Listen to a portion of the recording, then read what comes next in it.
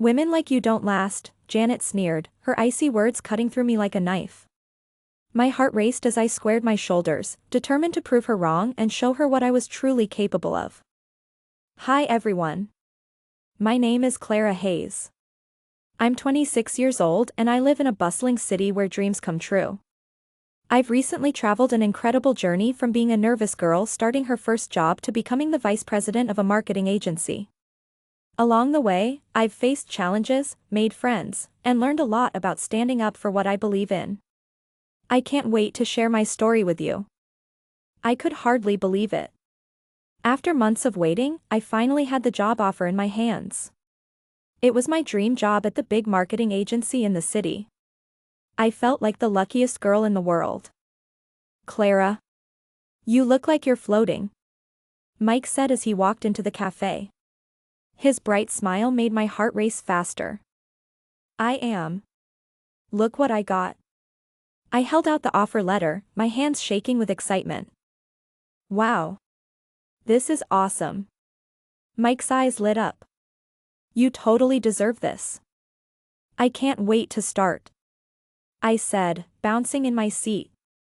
I've been dreaming about working there forever. Just when I thought my day couldn't get any better, Janet walked in. She was a coworker from my old job. I tried to smile at her, but I could feel my heart sink. What's the celebration about? Janet asked, crossing her arms. I just got my dream job, I said, trying to sound confident. Good for you, Clara, she said, her voice dripping with sarcasm. But you know, women like you don't last in those roles. What? My heart thudded painfully in my chest. Did she really just say that? Wait, what do you mean, women like me? I asked, feeling anger bubbling up inside me. She shrugged, a smug look on her face. You know. It can be tough. Some people can't handle the pressure. I felt crushed. I wanted to stand up and scream at her, but my voice felt stuck.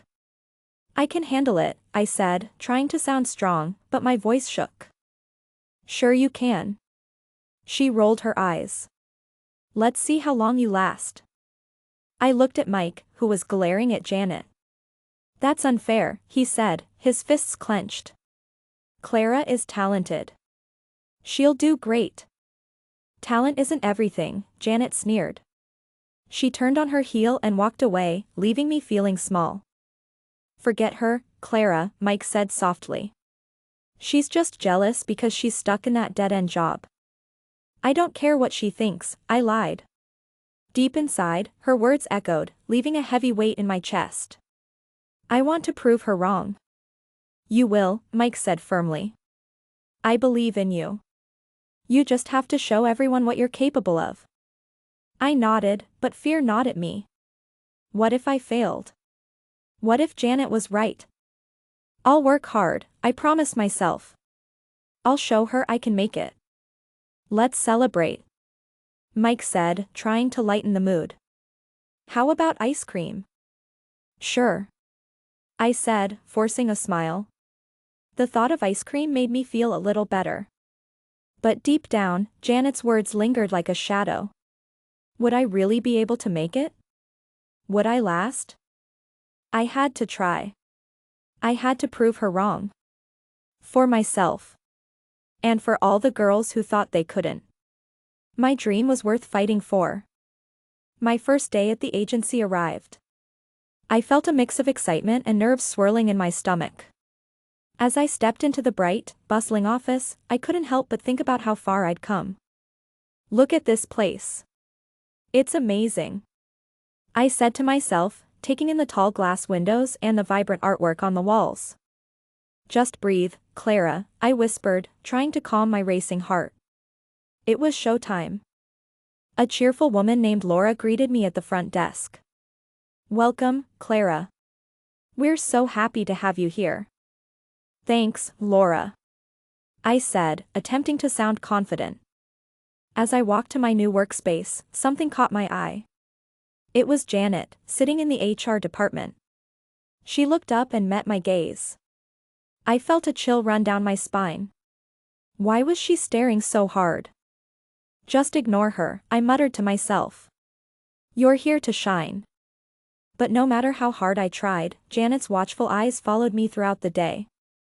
I could almost feel her judging me. Hey, Clara. Laura called from across the room. Can you handle this market analysis report? Sure. I replied, eager to impress. But then, as I skimmed through the data, I realized it was a lot messier than I expected.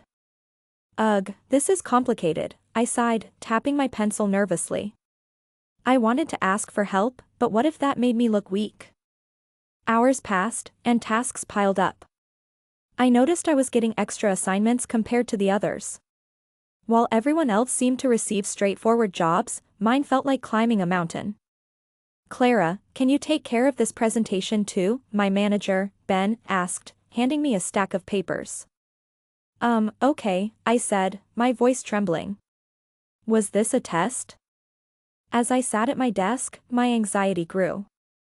I felt like I had a spotlight on me, and everyone was waiting for me to fail. Then I spotted Janet again, peeking around her office. Did she want me to mess up? Clara? I heard a familiar voice. It was Mike, my best friend. He arrived with a big smile. Mike? What are you doing here? I asked, my heart lifting. I wanted to check in on you, he said. How's it going? It's tough. I think I'm being tested, I admitted, my voice soft. He took a step closer. You're stronger than you think. Just remember that. I wish I felt strong, I said, feeling tears prick at the corners of my eyes. What if I can't do this? Clara, you've already done so much. You got this job. Just keep pushing forward. Prove Janet wrong, he encouraged. Thanks, Mike. I really needed that, I replied, feeling a little braver. But deep down, Janet's words haunted me. Would I really make it? I won't let her get to me, I promised myself. I'll find a way to show them I can do this. Let's grab lunch, Mike said, pulling me out of my thoughts. You need a break.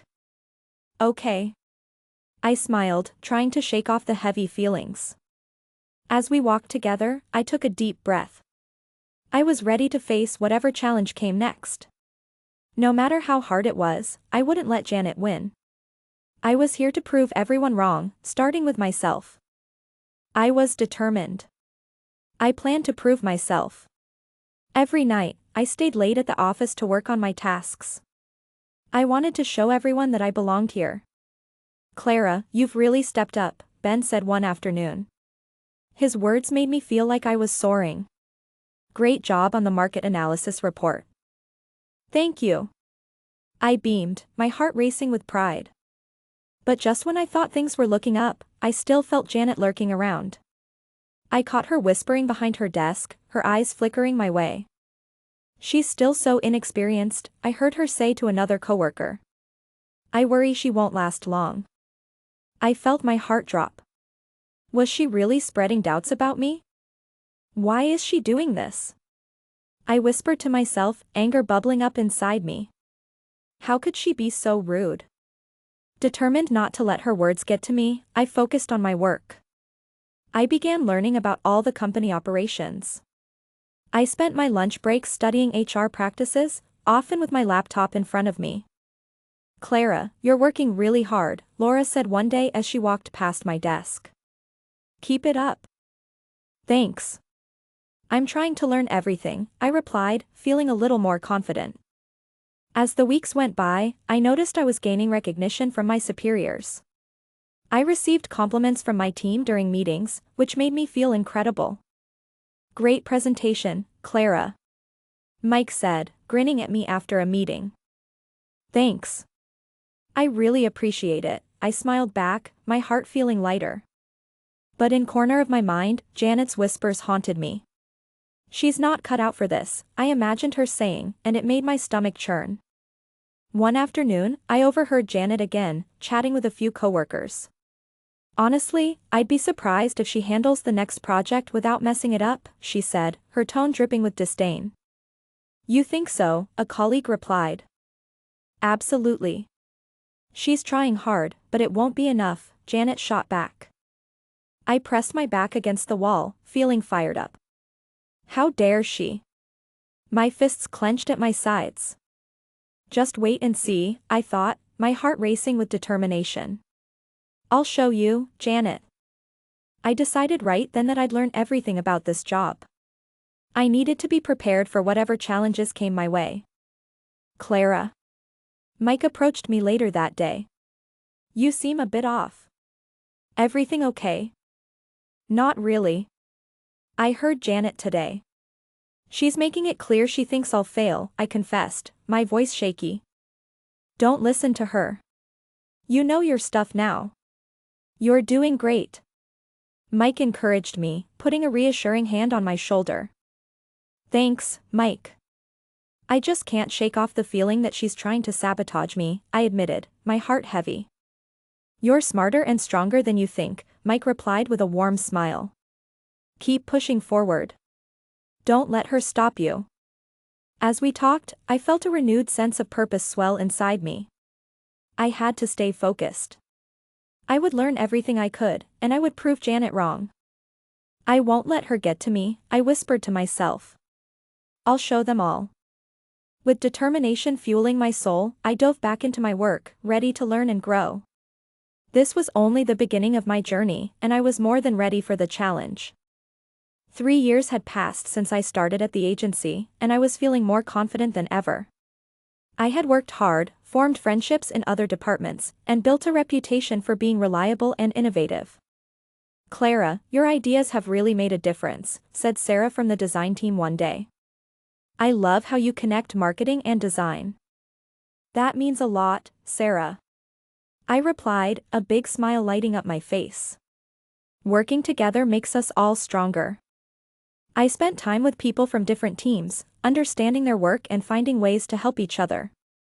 I felt proud to be part of a bigger picture. One afternoon, as I passed through the buzzing hallway, I overheard 2 employees talking. Did you hear? An unexpected VP position just opened up, one said. What? That's huge, the other responded excitedly. My heart raced. A VP position? My mind raced. Could I actually do that? As the idea danced in my brain, I headed to my desk. I sat down, took a deep breath, and thought back to those early days when I felt so lost and unsure. Now, I felt like I had something to offer. Clara. Ben called as he walked by my desk. Can we chat for a moment? Sure. I replied, my heart pounding. Was he going to talk about the VP position? We moved to a quiet corner. I wanted to tell you how impressed I've been with your work, he said. You've really grown into a leader around here. Thank you. I've learned so much, I said, feeling the warmth of his praise. I think you should consider applying for the VP position, he said, looking directly at me. You're ready for this challenge. Me? A VP. I stammered, feeling a mix of excitement and fear. Do you really think I'm ready? Absolutely, Ben said with confidence. You have the skills and the vision. Go for it. But what if I fail?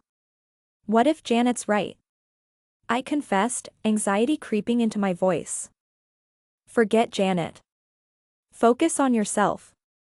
Remember, you've proven everyone wrong before. This is just the next step, he encouraged, a warm smile on his face. That night, I started working on my application.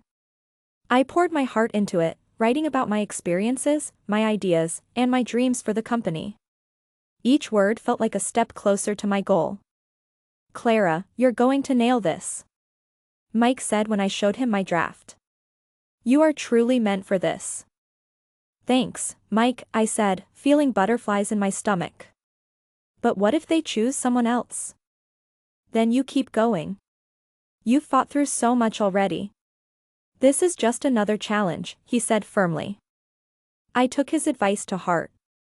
The next few days were filled with nervous excitement as I submitted my application, prepared for the interview, and practiced my answers. Finally, the day of the interview arrived. I was dressed in a bright blue suit that made me feel bold.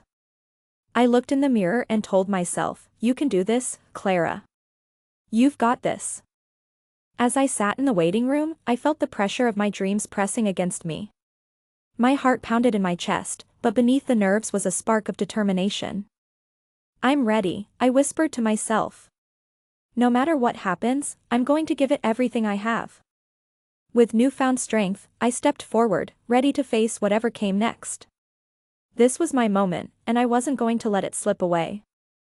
I couldn't believe it when they announced the new VP. My heart raced as they read my name. Clara Hayes. They said it loud and clear, and the room erupted in applause. "Wow." I gasped, feeling dizzy and joyful all at once. This was a huge surprise.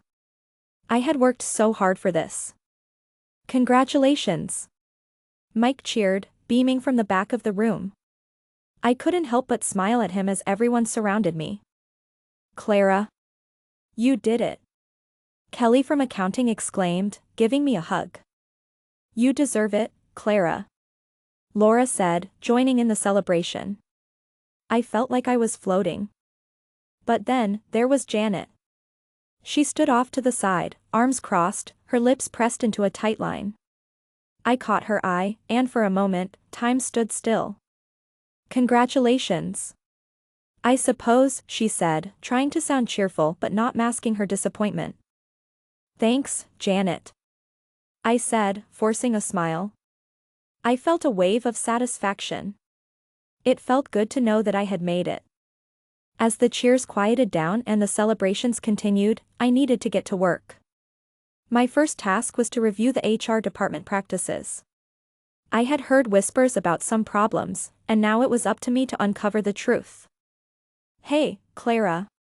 Want to grab coffee?" Mike asked, joining me in my new office. "Sure. But I really need to evaluate these HR policies first," I replied, flipping through the documents on my desk. "Don't let Janet get to you," he said, pouring coffee for both of us. "You're in charge now. You can change things for the better." I nodded, feeling determined. As I started examining the policies, I noticed a lot of flaws. Employees had complained about unfair treatment, especially regarding promotions and evaluations. I couldn't believe how outdated and unclear some of the guidelines were. "This is wrong," I whispered, my heart racing. No wonder there are issues in the office. I gathered my thoughts and shared them with Mike. I need to address these problems as soon as possible. It's time for change. That's the spirit. You can create a much more fair and transparent system, he encouraged. With that fire lit inside me, I set to work. I planned meetings with team leaders and spoke with employees about their experiences. I wanted to understand everything. I knew that being fair was essential to success. After gathering information, I drafted a proposal for new policies. They promoted fairness, teamwork, and clear guidelines that everyone could understand. I felt excited about making a difference. "Clara, this looks amazing," Ben said when I presented my proposal. "You've got some great ideas here." "Thanks, Ben. I really want to improve how things work around here," I said, feeling proud of my efforts. But then, I saw Janet's face during the meeting. She was frowning and shaking her head. "I don't think these changes are necessary, Clara," she said, her voice cool and distant. "Why not, Janet?" I asked, standing my ground. "We need to create a welcoming environment where everyone feels valued." "You're just making waves for no reason," she replied dismissively. I took a deep breath. "That's not true. We need to address the issues. This isn't just about us, it's about everyone here." That felt bold, and inside, I felt a surge of confidence. Janet may have tried to undermine me before, but I knew I was doing what was right. The atmosphere in the room shifted as others began to nod and show support for my ideas. "I'm going to make this work," I thought to myself. "I'll create a workplace that everyone will be proud of." As I left that meeting, I felt more determined than ever to prove myself. I was the VP now, and I would lead with strength, fairness, and courage. Janet would see that things were changing for the better, and I couldn't wait to get started. The tension in the office had grown thicker, like a storm cloud hovering overhead. I was excited about the changes I had implemented, but I could feel Janet's disapproval lingering everywhere. "Clara, not everyone agrees with your new policies," she said one afternoon, arms crossed as she glared at my latest project updates. "You might want to reconsider some of these decisions." I took a deep breath, trying my best to remain calm. "Janet, these changes are important. They will help make this place better for everyone. Don't you see that?" "I see someone trying to make themselves look good," she snapped back, her voice icy. I felt a rush of anger, but I pushed it down. "I'm trying to support the whole team, not just myself," I shot back. "Isn't that what we're supposed to do?" As the days passed, I noticed Janet becoming more withdrawn. She wouldn't join team meetings. Instead, she sat in her office with the blinds drawn, her face hidden from everyone. I tried to reach out a few times, but she always brushed me off. "Don't worry about her," Mike said one day during lunch. "You're doing what you need to do, and she's just stuck in her old ways." "I guess," I said, feeling a tiny twinge of sadness for her. "I just don't want to create more conflict." But conflict seemed unavoidable. The more changes I enforced, the more Janet pushed back. Then one morning, I received an email that shocked me. Janet was resigning. "I'm not able to adapt to these changes," it read. "I wish you the best." Wow. I didn't expect that, I whispered, feeling a mix of surprise and sadness. The day she decided to clear out her office, I felt nervous. I knew I had to talk to her. Even after everything, she had been a part of my journey here. "Janet," I said as I walked into her office, "I heard you're leaving." She looked up, her face emotionless. "Yes, Clara. I think it's for the best." "Are you sure about this?" I asked, hoping to show some understanding. "We could figure this out together." "I doubt that," she replied sharply. "I've struggled enough here. I can't thrive under your leadership." My heart sank at her words. "I never wanted to push you out, Janet. I just wanted to improve things for everyone." "I know," she admitted, her voice softening just a bit. "But I can't stay in a place where I don't feel valued." "I get that," I said, feeling a mixture of regret and understanding. "It's hard to adapt when change comes." "I get it." We stood in silence for a moment. I remembered her words from that first meeting, when she'd said, "Women like you don't last." But here I was, thriving, while she was leaving. "Can we at least end on good terms?" I asked, holding out my hand. Janet looked at my hand, hesitating. Then, she took a deep breath and shook it. "I wish you success, Clara. I really do." "Thank you, Janet. And I hope you find a place where you feel happy," I replied. As she turned to leave, I remembered the weight of everything I had felt when I first walked into this office as a scared girl. I guess I really am lasting, I thought. I watched Janet walk away, feeling a mixture of sadness and relief. Even with the tension we had, I hoped she would find her own path.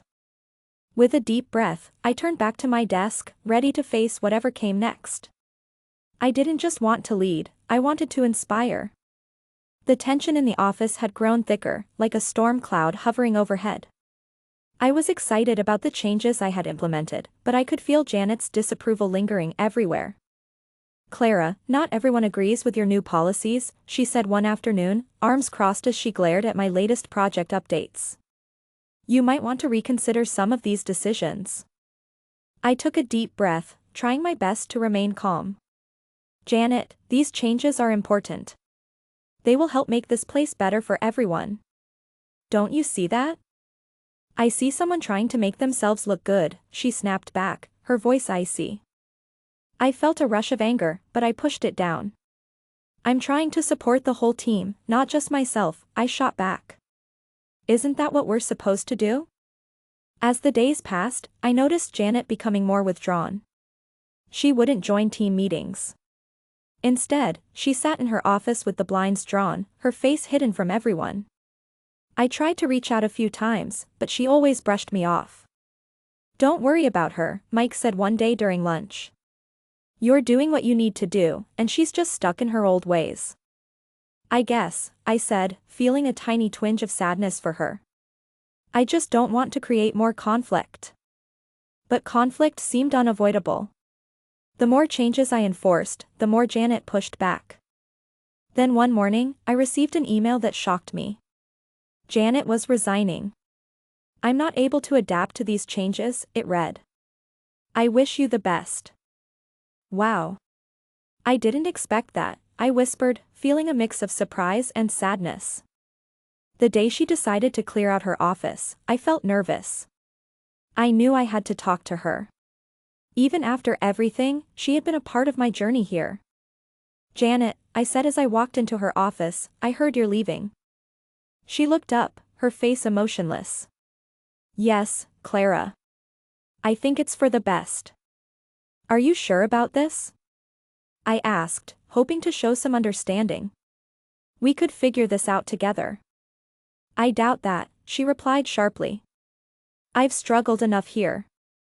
I can't thrive under your leadership." My heart sank at her words. "I never wanted to push you out, Janet. I just wanted to improve things for everyone." "I know," she admitted, her voice softening just a bit. "But I can't stay in a place where I don't feel valued." "I get that," I said, feeling a mixture of regret and understanding.